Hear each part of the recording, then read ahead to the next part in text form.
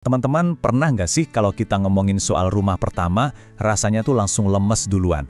Ngelihat harganya kaget, ngelihat cicilannya langsung takut, terus pas lihat DP-nya, aduh makin pusing. Akhirnya, banyak dari kita yang mikir, udahlah kayaknya rumah itu bukan buat orang kayak aku. Kalau kamu pernah ngerasa gitu, tenang, kamu nggak sendirian kok. Emang bener, harga rumah makin kesini makin berat, apalagi kalau penghasilan rasanya gitu-gitu aja. Tapi seringkali masalahnya itu bukan karena kita mustahil punya rumah, tapi karena dari awal strategi kita yang salah. Di pembahasan kali ini, kita mau coba lihat soal rumah pertama ini dengan cara yang lebih tenang, lebih santai. Karena masalahnya tuh sering banget ada di cara kita mikir. Kita langsung fokus ke harga total yang gede banget, pengen rumah yang ideal di langkah pertama, dan akhirnya maksa ambil cicilan yang kegedean. Sampai akhirnya hidup kita ya cuma buat bayar rumah. Padahal kan, inti dari rumah itu harusnya bikin hidup kita lebih stabil, lebih ayem, bukan malah bikin makin sesek napas tiap bulan. Oke, mari kita bedah satu-satu ya strateginya. Kita bakal bahas gimana caranya lihat rumah dengan kepala dingin, gimana ngitung cicilan yang aman buat kantong kita, gimana fokus ngejar DP, dan yang paling penting, gimana caranya biar nggak kejebak sama gengsi. Tujuannya bukan biar kamu bisa beli rumah bulan depan, bukan. Tapi supaya kamu punya peta yang jelas. Karena rumah pertama itu bukan soal siapa yang paling cepat, tapi siapa yang paling siap dan paling sehat finansialnya. Oke, kita mulai dari yang agak pahit dulu ya. Punya rumah itu emang makin hari makin terasa berat. Harga naik terus, biaya hidup juga ikutan naik.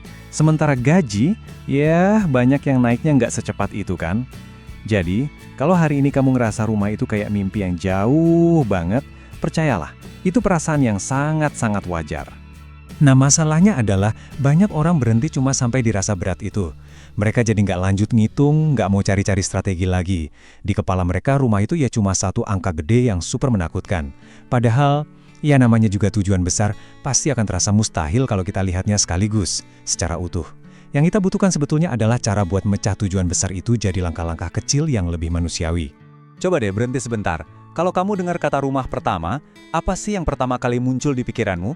Harga mahal, DP yang gede banget, cicilan puluhan tahun, atau mungkin rasa takut nggak akan sanggup?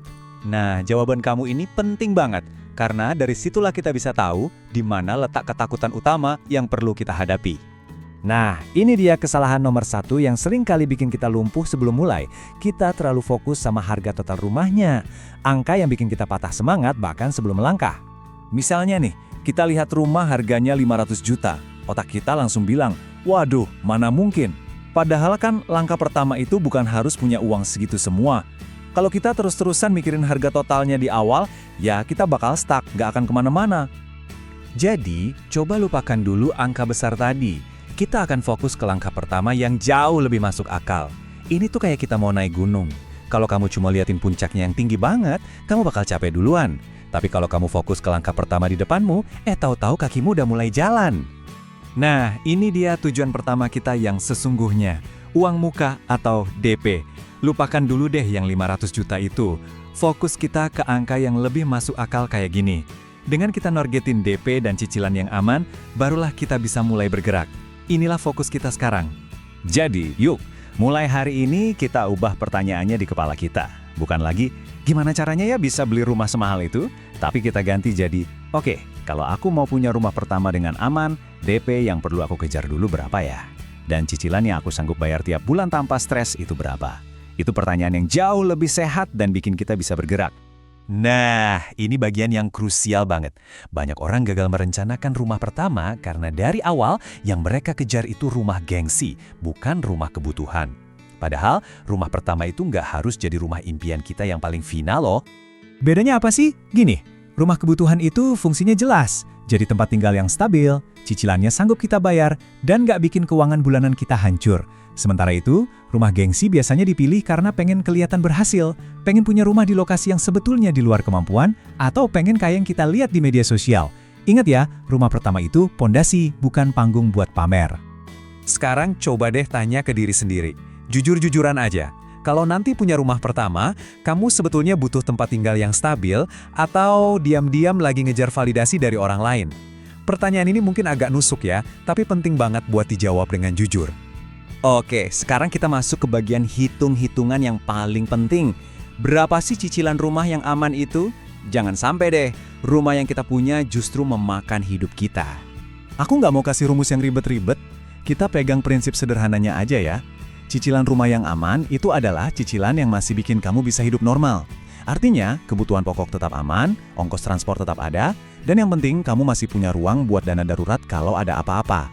Kalau cicilan bikin hidupmu menggap-menggap tiap akhir bulan, itu tandanya udah kegedean. Tujuan kita kan bukan cuma sekedar lolos KPR dan punya rumah, tujuan kita adalah sanggup mempertahankan rumah itu tanpa hancur di tengah jalan. Jadi jangan tanya, "Bang, bisa kasih aku cicilan sampai berapa ya?" Tapi tanyalah ke diri sendiri, hidupku sanggupnya jaga cicilan sampai berapa ya? Nah, setelah kamu tahu batas cicilan yang aman buat kamu, fokus utama kamu sekarang harus pindah ke satu hal aja. Kejar DP dulu. Banyak orang terlalu sibuk takut sama harga total rumahnya, sampai lupa kalau langkah pertama yang benar-benar perlu dikejar itu ya uang mukanya. Misalnya nih, target DP kamu 36 juta dalam waktu 3 tahun. Itu artinya kan kira-kira kamu perlu nabung 1 juta per bulan.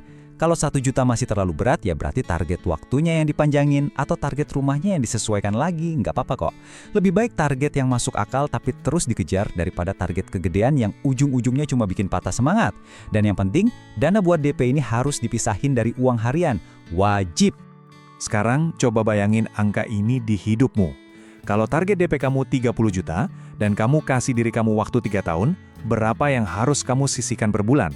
Sekitar 834.000. Angka itu mungkin nggak nyaman, tapi begitu angka itu muncul, mimpimu yang tadinya abstrak mulai berubah jadi sebuah rencana yang konkret. Terakhir, ingat terus ya kalau rumah pertama ini adalah pondasi, bukan pameran. Jadi nanti kalau kamu udah mulai serius cari-cari rumah, jangan gampang kejebak sama brosur yang kelihatan menarik. Banyak banget orang yang tertarik sama cicilan ringan di awal-awal tanpa baca keseluruhan bebannya di masa depan. Yang harus kamu lihat itu bukan cuma cicilan di bulan pertama, tapi juga total biaya awalnya, tenornya berapa lama, ada potensi perubahan cicilan nggak di masa depan, dan gimana dampaknya ke hidupmu sehari-hari. Ingat, jangan jatuh cinta sama promo, jatuh cintalah sama hitungan yang sehat. Rumah yang baik adalah rumah yang bisa kamu jaga dalam jangka panjang. Punya rumah itu maraton, bukan sprint. Jadi nggak apa-apa banget kalau hari ini kamu baru di tahap ngitung-ngitung atau baru mulai nabung DP.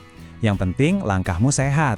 Karena rumah yang dibeli dengan strategi yang benar itu bisa jadi sumber ketenangan, tapi rumah yang dipaksakan bisa jadi sumber tekanan yang panjangnya minta ampun. Jadi ayo kita rangkum ya. Kalau kamu pengen beli rumah pertama tanpa tersiksa sama cicilan, jangan mulai dari rasa panik. Mulailah dari strategi. Fokus dulu ke DP dan batas cicilan yang aman buat kamu, bedain mana rumah kebutuhan dan mana rumah gengsi, lalu kejar target DP-mu secara realistis. Supaya kamu bisa langsung praktik, coba deh nanti ambil buku catatan, bikin kalkulator sederhana, hitung pemasukan, pengeluaran wajib, lalu temukan berapa angka cicilan yang sehat buat kamu.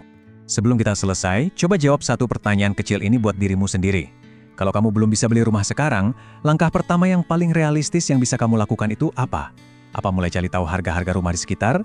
Atau mulai misahin 100.000 pertama buat tabungan DP? Atau mungkin mulai nurunin standar rumah pertama biar lebih masuk akal? Nah, dari sanalah semuanya dimulai. Karena rumah pertama yang sehat itu nggak dibangun dari mimpi besar doang, tapi dari hitungan yang jujur dan langkah-langkah kecil yang konsisten.